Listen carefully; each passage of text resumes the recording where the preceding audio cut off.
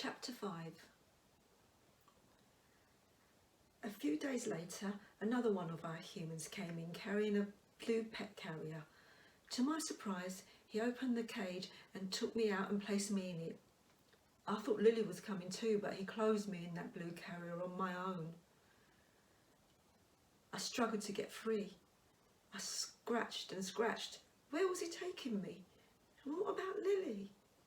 I had no time to say goodbye to my sis, which I deeply regret now. I could hear her meowing as I was being carried out. I felt so sad too. Would I ever see her again? She might have been jealous of me, but we were sisters and we should stick together.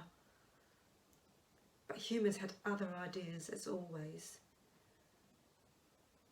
As I was being carried out of the pen, through the back garden and into the main building, I thought about the lady that had come to see me and liked me, and I liked her. The mum I had chosen, would she ever come back? Being so young at the time, I found it hard to read the thoughts of humans, so I wasn't really sure. I was shaking in the basket carrier and became more frightened. What was happening to me? Why was this happening to me? I tried to keep upright in my carrier, but I kept rolling and tumbling around as it swayed. Mind how you carry me, I said, meowing as loud as I could. I felt agitated and angry that a human could carry me like that without any consideration for me. I was rolling and banging my tiny head in there. But you know what? I suddenly became very calm. And then excitement started to build in me. Because guess what? I suddenly realised that I could smell that lady's scent on the towel that was in the carrier. I liked that smell. It reminded me of my new mum, and I immediately pictured her nice smile and kind eyes. It was true. She had come for me. I snuggled into the towel. I felt so comfy and I could sense a pink bubble of pure love around me. In through the back door we went, and we found ourselves in the reception area.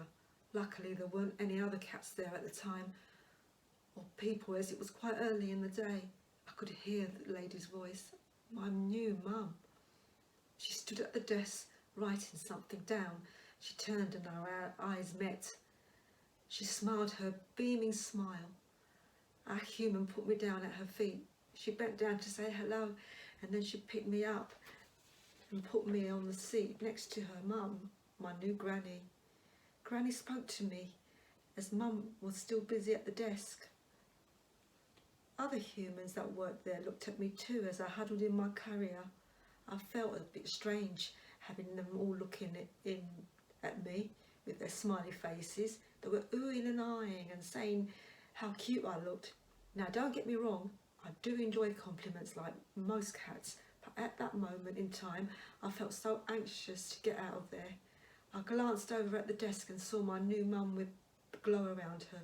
She was writing something down and talked to one of our humans. Come on, Athena. Where are you going, sweetie? Come on, baby. Nearly finished. Okay, back to the story. I think she's getting hungry again.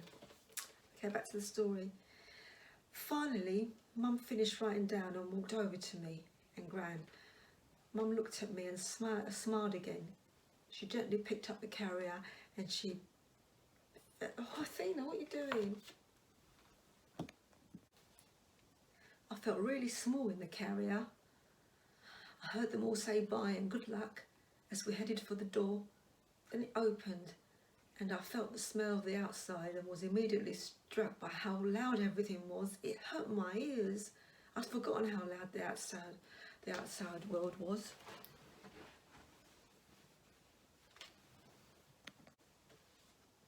I tried not to panic, but I couldn't help feeling scared. I did wonder where we were going, but I knew this lady, my new mummy, would be taking me somewhere nice. We stood at the curb waiting to cross the road. All these cars came whizzing by with their loud noise and dirty smells, and it made me feel nervous, and so I started shaking. but I could tell Mummy wouldn't let anything happen to me. I understood that we had to wait for the cars to pass before we could safely cross.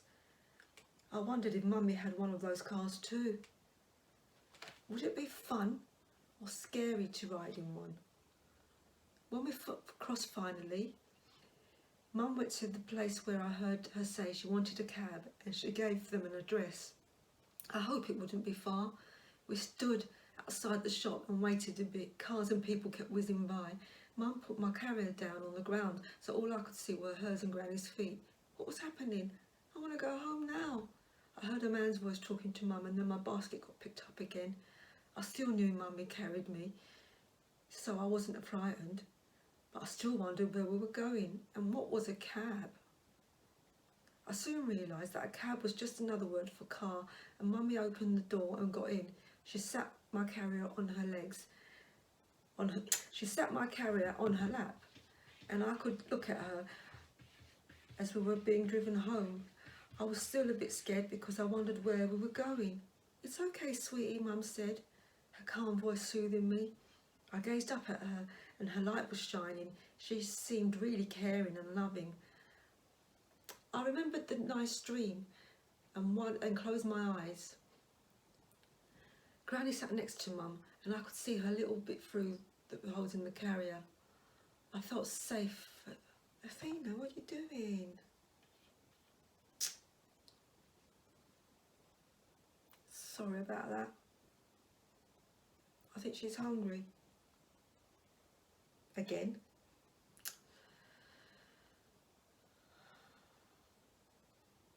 I couldn't see much of the world outside from the back seat of this car, just the odd bus and lorry that went by with people looking down at me from the window. Mummy kept reassuring me through the carrier. She kept sticking her finger through the door, and I sniffed her finger again, just like I did when we first met. It felt comforting, and I soon got more relaxed. The ride was fast and quite bumpy. The driver smelled of cigarette smoke, so the whole car ponged. I plucked it out and drew in my new Mummy's sweet loving scent. I peeped over at my new Granny. She leaned forward and smiled. Athena, she said, which was my new name. I really liked my new name. Her voice and light calmed me down too. I settled in my carrier, sniffed the towel that smelled of Mum, and closed my eyes because the drive made me sleepy. I started dreaming of lots of lovely food, which is what Athena's doing right now. The grown up Athena. Come on, Athena. Come on. Show them how big you're getting because you eat too much. Eh? Oh, I love you, my little girl. I love you so much. Yeah? Oh.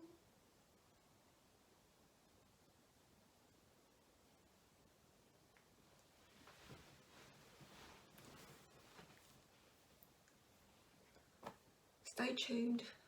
We'll be back soon with chapter 5. We'll be back soon with chapter 6. Don't forget to subscribe to our channel.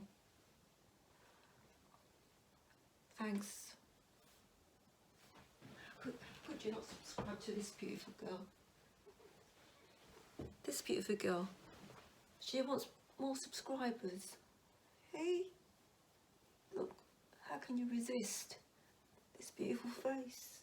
Hey, you're a beauty, aren't you? Come on, let's go and feed you. Come on.